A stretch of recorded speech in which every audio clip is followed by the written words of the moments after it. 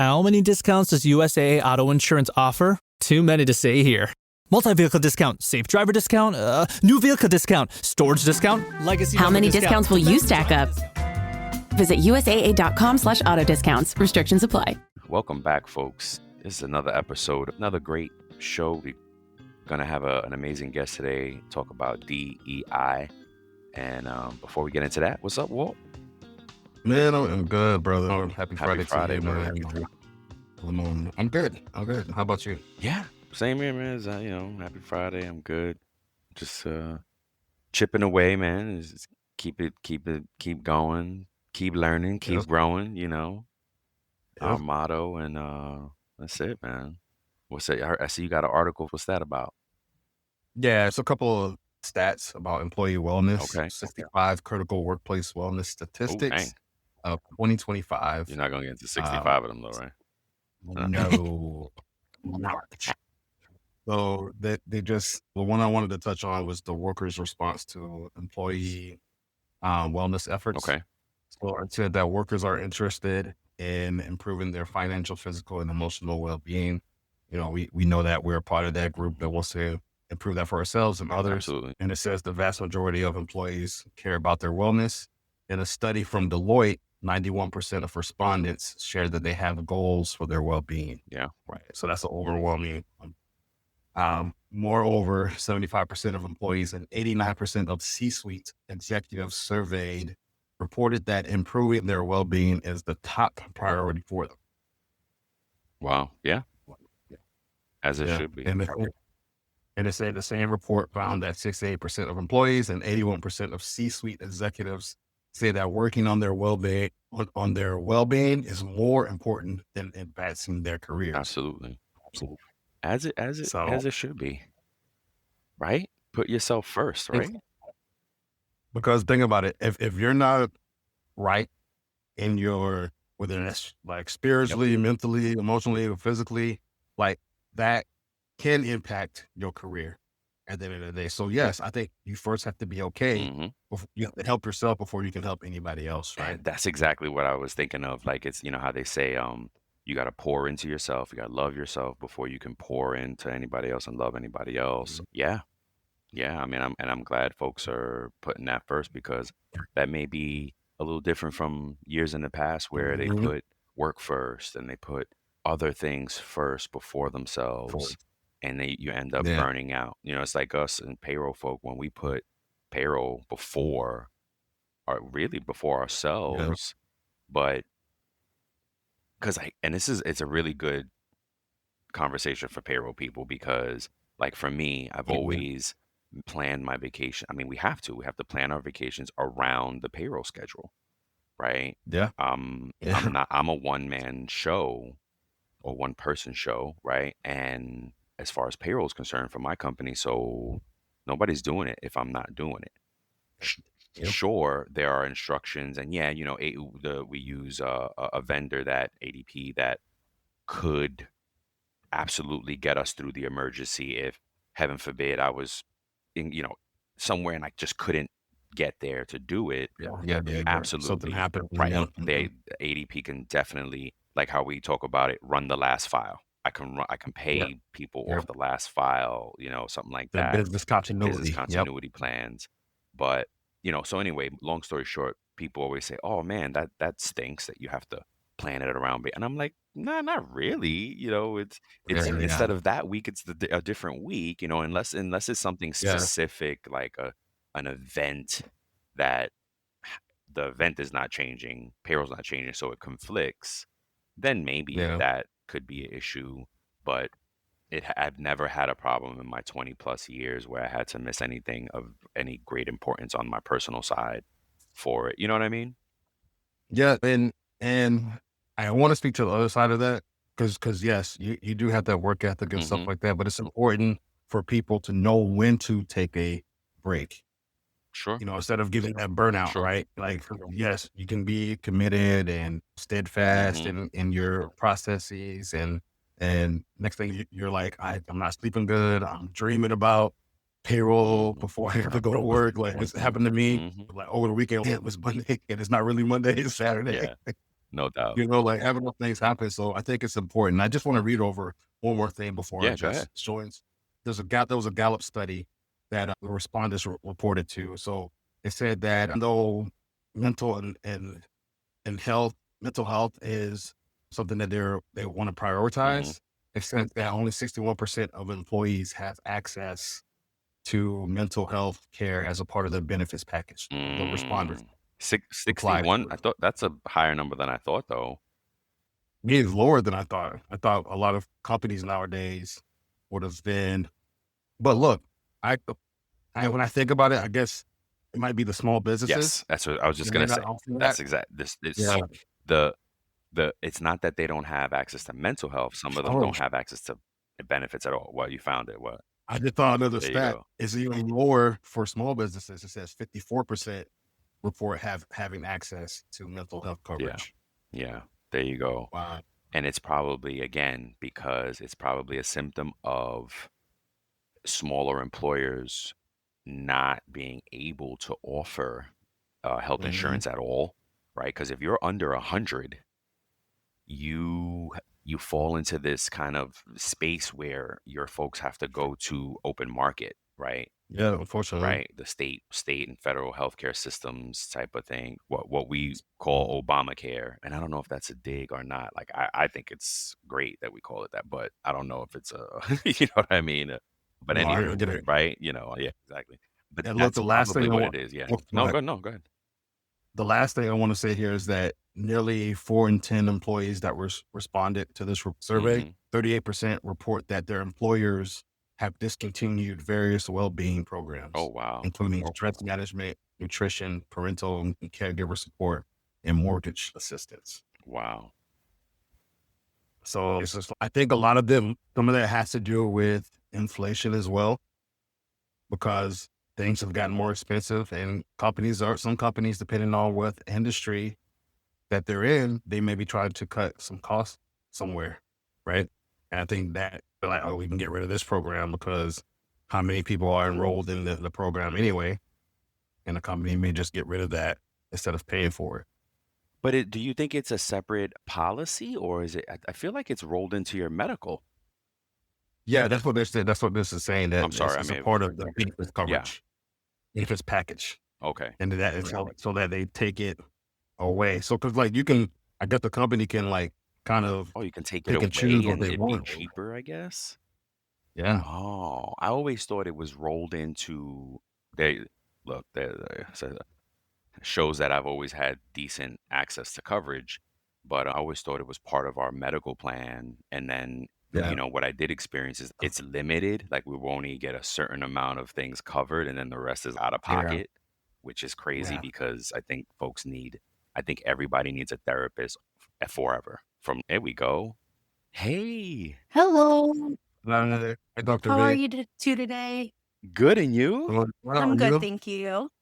Thank you so Good, much good. for giving us another shot here. Sorry about the last time and the confusion and all the things there. No Thank you. worries. It's funny, I have alopecia, and so I usually wear wigs for these podcasts. But today I was just really hot, and I feel like my bald head's rocking it today. That's right. And now all three of us are baldies. Yeah. I love it. There you go. There it is. That's right. We're right at home.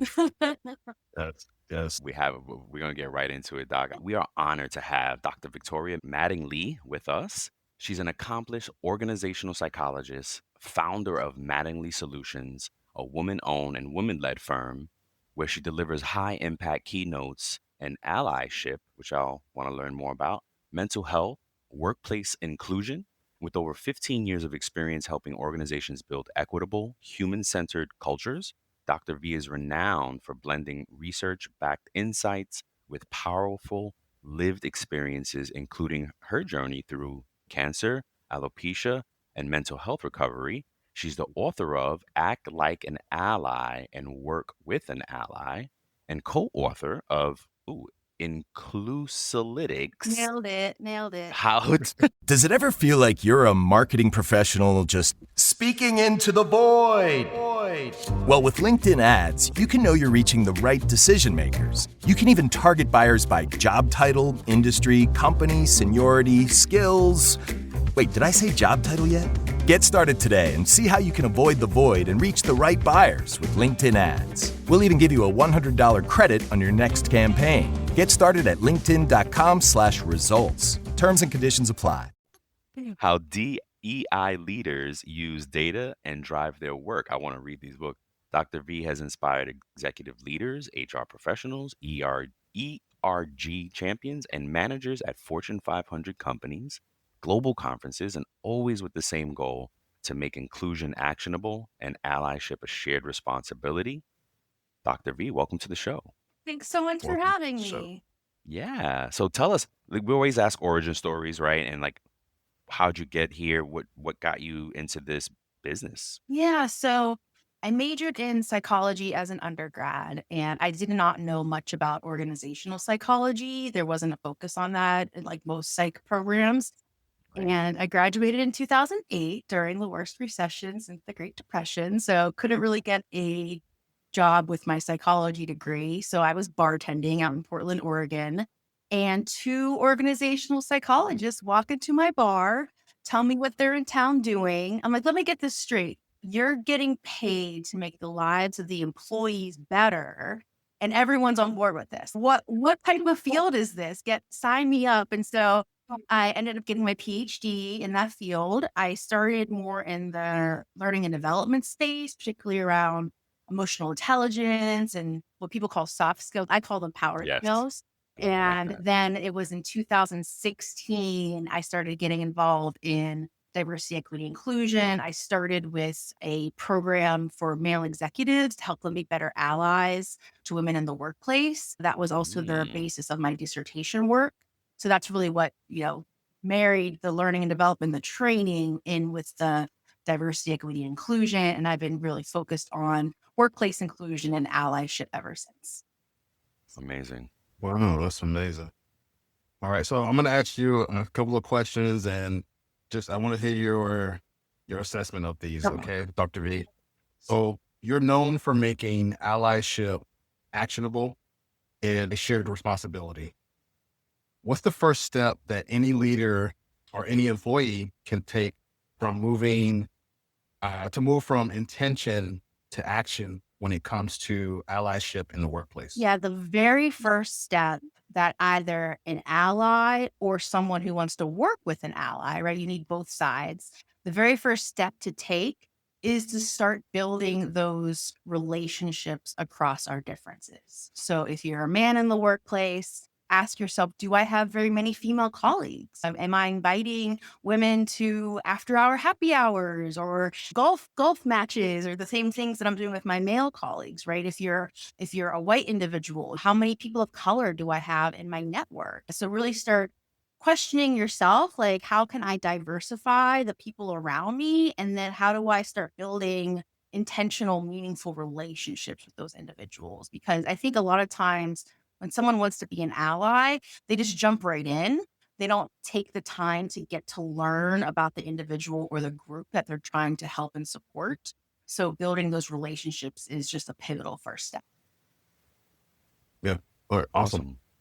So your signature keynote focuses on allyship and belonging. From your perspective, how do those concepts intersect with payroll and HR?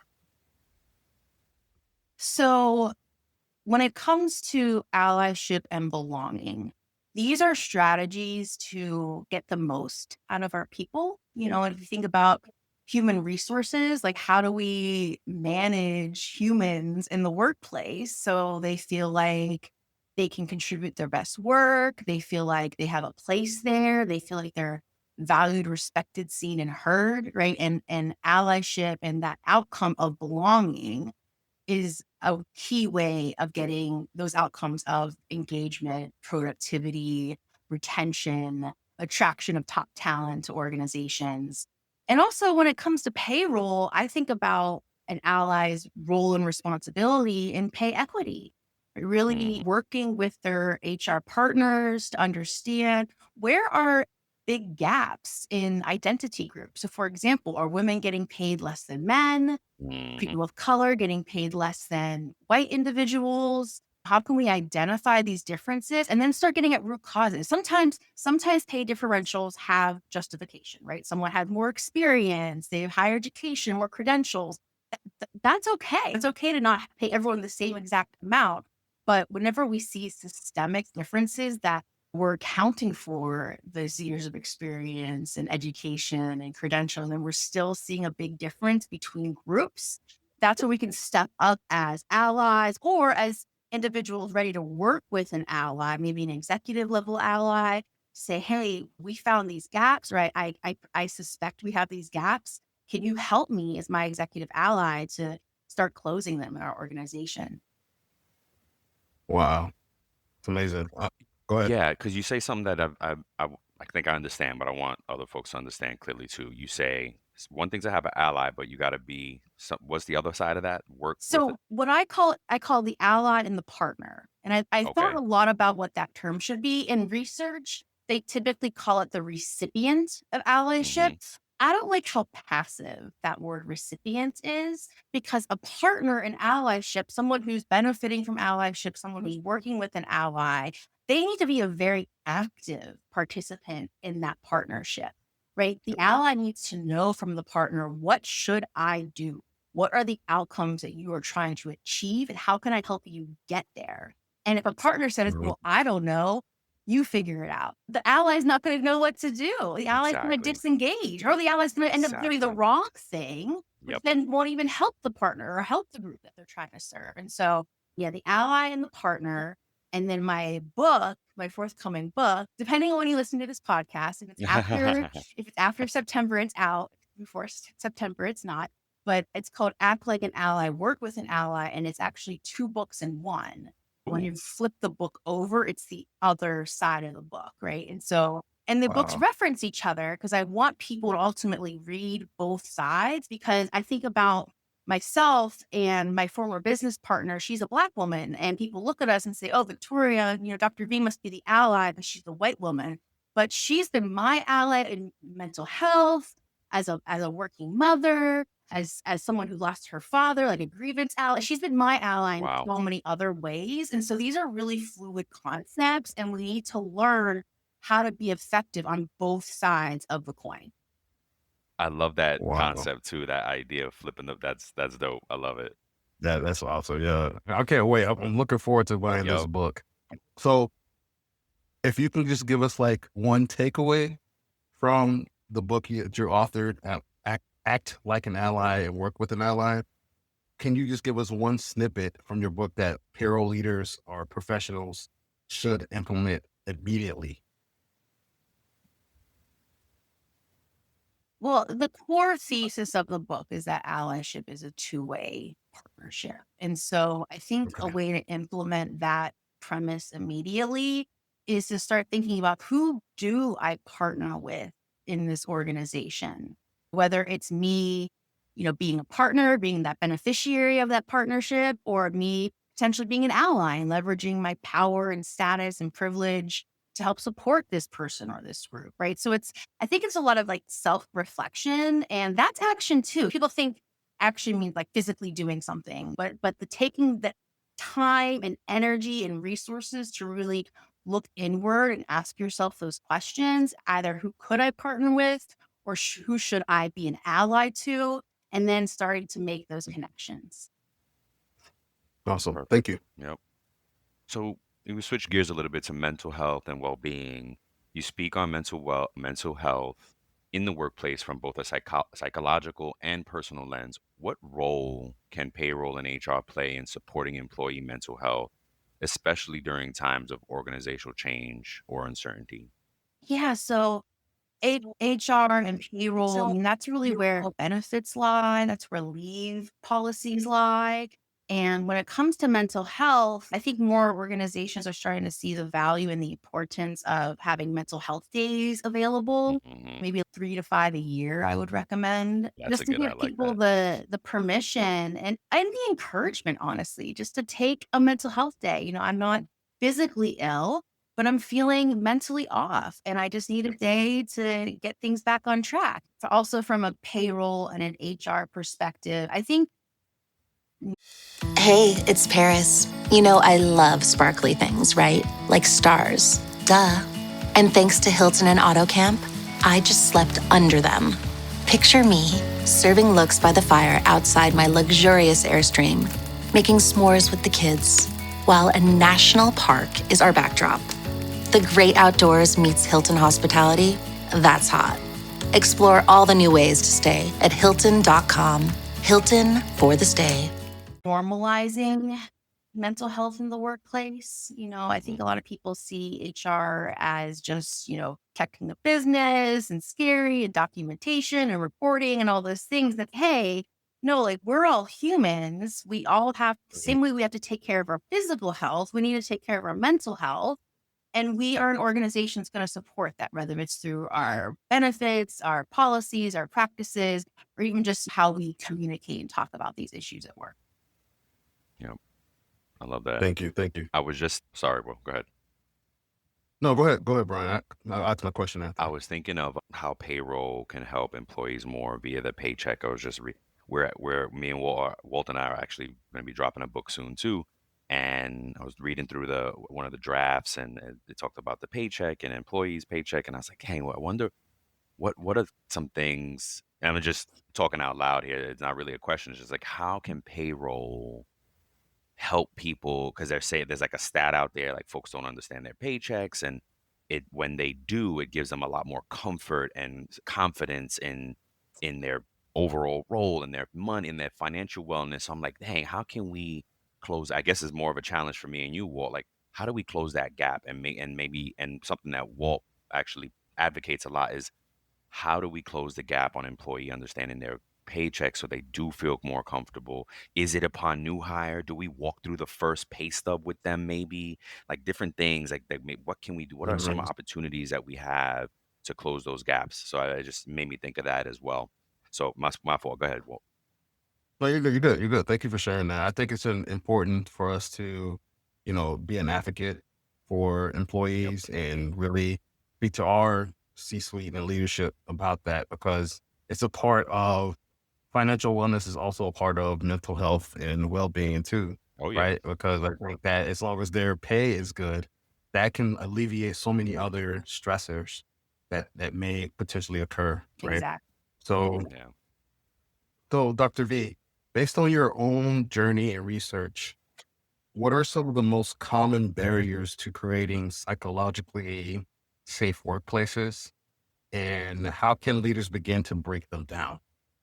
Yeah, I mean, the definition of psychological safety is an environment where people feel safe and comfortable sharing their perspectives, especially if it's divergent, different than everyone else in the room, expressing their opinions and just speaking up without fear of retaliation or punishment. And so what leaders can do, and both formal and informal leaders, I think you have team leaders, people who, help direct and influence their teammates, their peers, their direct reports. What can you do to signal to your team, to others, that this is a safe space and they can share what they should know? We're always going to action what people share, right? I think that's the fear leaders have, that if we humor this conversation, that we have to like do something about it. No, there's a process, there's a certain hierarchy, decision making that's necessary before action is taken. But that doesn't mean we can't talk about it. That doesn't mean we can't put it out there. And I think a way that leaders can signal that safety is by being vulnerable themselves and sharing things that maybe, people would feel like they'd be afraid to share. So going back to the previous topic, hey, I took a mental health day last week. I wasn't feeling my best. I wanted to get my head in order. Took a mental health day. We have these days available through HR or whatever, like having the policy ready to go to explain it, but we have these days available and I took it. I encourage y'all to take it too, or we just went through a restructure, right? A reorganization. And yeah, it sucks having to redo your job and having a new job description and a new team. Like, it sucks. And just being able to share that and make that space so people can also feel then safe to share their perspective, their feelings, their opinions as well. Yeah, thank you for. Why do you feel like it's such a stigma on the whole mental health day?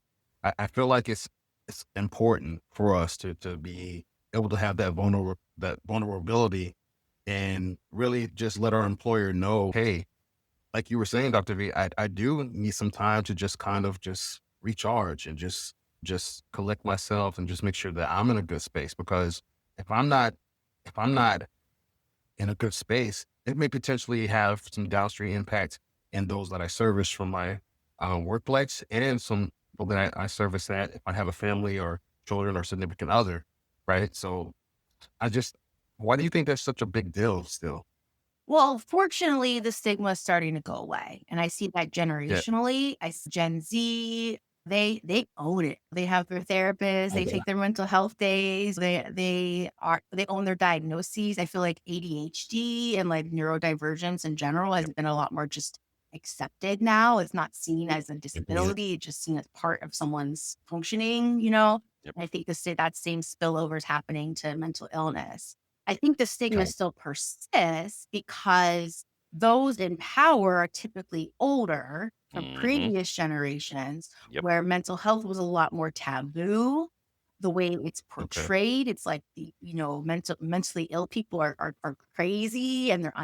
unhinged, right? We can't Mm-hmm. trust them. So many years ago they were institutionalized. It's Yep. an us versus them. At any given time, 1 in 5 working adults is experiencing some sort of mental health crisis. Yeah, That's no 20% of doubt. the population. That's huge. No doubt. But even bigger than Yes. that is the 80% that's not, right? And that 80% that's not, people are afraid of things they don't understand. People are afraid of things Mm-hmm. they can't relate to.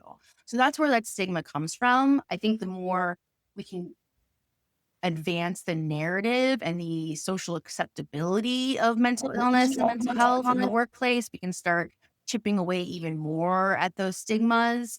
And it's an act of vulnerability, right? In a lot of ways, corporate America and business in general, it's a competitive sport in a lot of ways. You want to Yep. show your vulnerable side. You don't want to show your weakness. You want to Yep. portray in your brand that I can do it all and I'm strong and I'm healthy and I'm ready to take it all on. And so being like saying that I'm having a mental health crisis, is very counter to that superhero Yes. narrative. And so taking a more human centric approach, acknowledging that we all have our faults and challenges and, talking also about how to overcome them. I had a major mental health crisis at the end of 2023, leading into Mm-hmm. 2024.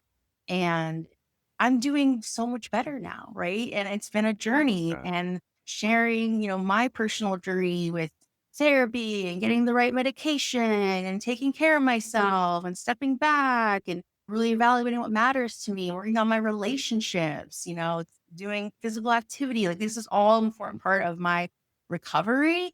It's something I have to live with for the rest of my life, but I'm a very functional, high performing individual. So I can give all those examples of, oh, here's someone who lives with mental illness that's still getting it done and crushing it professionally. It's possible. Oh yeah. Yeah. Thank Um, you. Go ahead. Me and my family were recently talking about our therapist, and we were like, "I think she's a little crazy." And I'm like, we were like, and I said, "Well, it changes the narrative a bit. Instead of hurting people, it's a hurt person helping someone, Oh, I love that. Hurt people, right? help people. Oh, There I you go, love that. right?" Yeah. And my yeah, my girls too were like, "Oh yeah, that's because we say that a lot because I have a and they're always they come, oh, why did this one do this to me?" And I'm like, "I'm sorry." Like I say all the time, hurt people, and blah blah blah. So it's changing that narrative a bit. So yeah. Next question. We're gonna switch gears a little bit into the inclusive leadership and data-driven DEI. You co-authored this book. And let me see if I can say it again. Inclusalytics, how DEI leaders use data to drive their work. What's one way a payroll or HR team can use data to advance workplace inclusion? The McDonald's snack wrap is back. You brought it back. Ranch snack wrap. Spicy snack wrap. You broke the internet for a snack. Snack wrap is back. Ba-da-ba-ba-ba. Yeah, so payroll owns a lot of the data that really matters to workplace equity, and that's the pay data. So Hmm. using payroll data, take that data-driven lens to uncover systemic inequities. And then allies can leverage these payroll analytics to identify pay gaps by gender, race, other dimensions, push for structural changes like better compensation frameworks, also push for more transparency, right? Knowing what the pay ranges are, thinking about, I love how certain states now mandate the pay range for job postings. Like Pay what transfer, yeah. great information for those. Because a lot of times women and people from minority backgrounds, right? They're just coming into the new job with their pay information from their last job. Mm-hmm. And that's not right. They need to come in Nope. with the pay information for this job. Yes. What are my Yes. future peers making already Yes. in this role? Not what did I make at the last place. And so That's right. having that transparency is just so critical. And then tying DEI metrics to compensation, right? So rewarding inclusive leadership behaviors, rewarding allyship behaviors, rewarding the creation and retention of more diverse teams. And we're not seeing as much of this right now. And I'm not advocating for this right now because things are so choppy in the DEI space, right? Like when the pendulum does swing back a little bit, if an organization does take diversity, equity, inclusion seriously, thinking about how are we awarding our people and how do we tie those rewards and incentives to our DEI goals, and payroll can have a huge role in it. Awesome. I think you just shared some of the metrics and signals that may indicate that an organization is moving in the right direction when it comes to inclusion and equity. But what might some of the red flags be the organization or maybe even a professional may need to watch out for? Yeah, so most large organizations, mid-sized organizations, have an annual engagement survey, right? So how engaged am I in my work? How much do I feel like I belong here?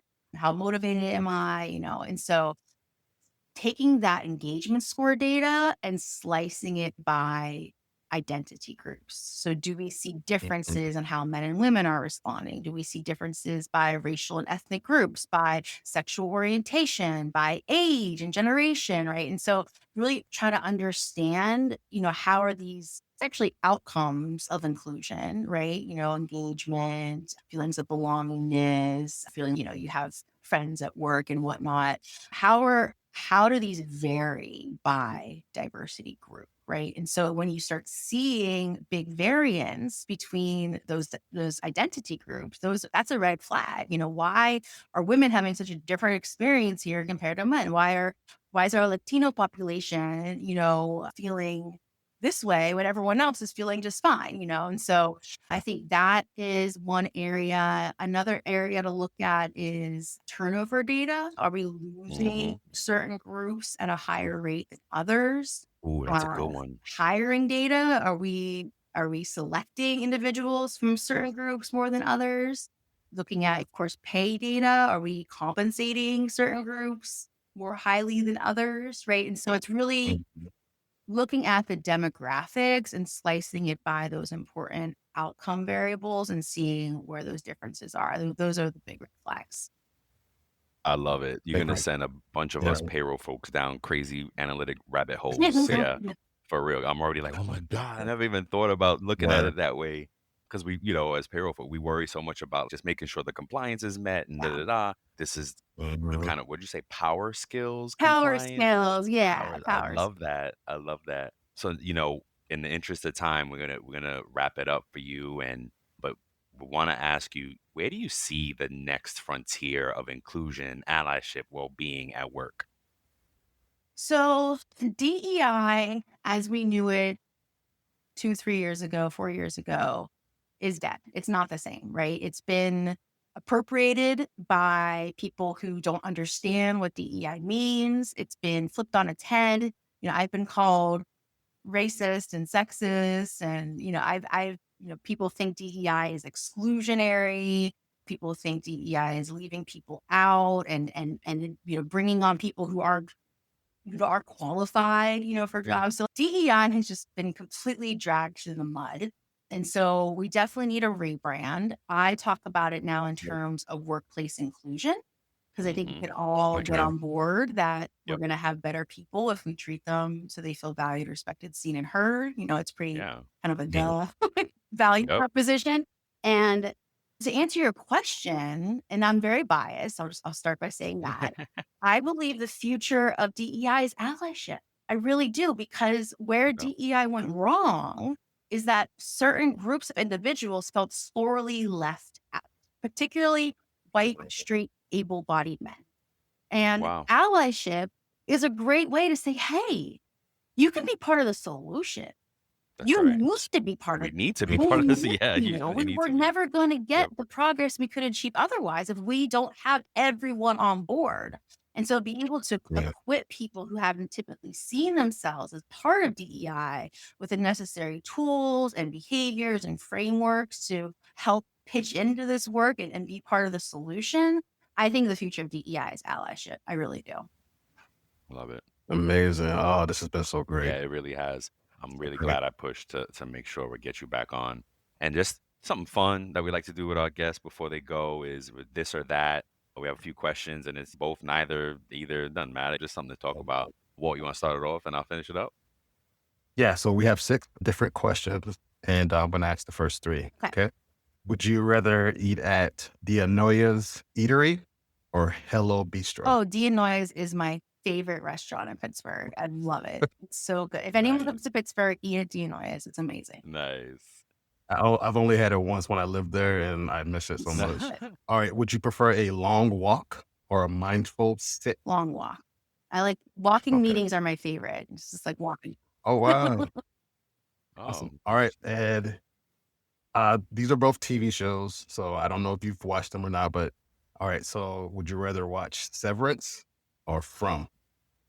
I haven't even heard of From. I want to watch Severance because I want to see okay. the oh, interpersonal this mental. dynamics. Like, I think you're gonna love it. Yeah. Yeah, yeah. I haven't Yeah. finished it, but I Okay. know it's deep. You got to pay attention. Great Oh, Okay. I got the next. Okay. A Yes, great sir. movie or a great book? movie. Popcorn. No doubt. Ooh, the Penguins or the Steelers? Or neither? Are you a sports fan? I gotta say the Steelers. I don't love the PPG stadium that the Penguins play in. I always feel like it's so steep. What if you fall? Like I don't know. I feel like I just have more space to enjoy the game, and I love being outside. Pittsburgh has the most beautiful both football and baseball stadiums because they overlook the rivers and the skyline, and Yes. so I'll say Steelers. Nice. Okay. All right, last one. Teaching or learning? Ooh, I love them both so Got it. much. I love Gotcha. them both so Yes. much. Both is fine. I'm There you gonna say go. teaching. The teaching just barely edges out because I love, especially at the university level, like inspiring, educating, entertaining my students. Like I love sharing the knowledge that I've gained. So I need to be a good learner to be a good teacher, but I do love teaching. And keynotes are just quicker ways to have that teaching moment as well. And so with my keynotes, being able to give 1 or 2 pieces of advice and make someone feel a little differently about something, I think teaching can be really powerful. Awesome. Love it. Great. Thank This you has so been much. great, Yes. Dr. V. Thank you so much for joining us. And where can folks find you? Where's the best way to reach out to you? Yeah, so you can go to my website, mattinglysolutions.com, or you can connect with me on LinkedIn. I'm really active on LinkedIn, so it's just Victoria Mattingly or VP Mattingly at LinkedIn. So please connect. Love it. Awesome. Thank you so much. As always, folks, we love you. Go out there, like, share, engage, subscribe, follow, all the things to help the show grow and help Dr. Mattingly grow and learn more about diversity. And as always, till the next time, we love you, folks. Peace.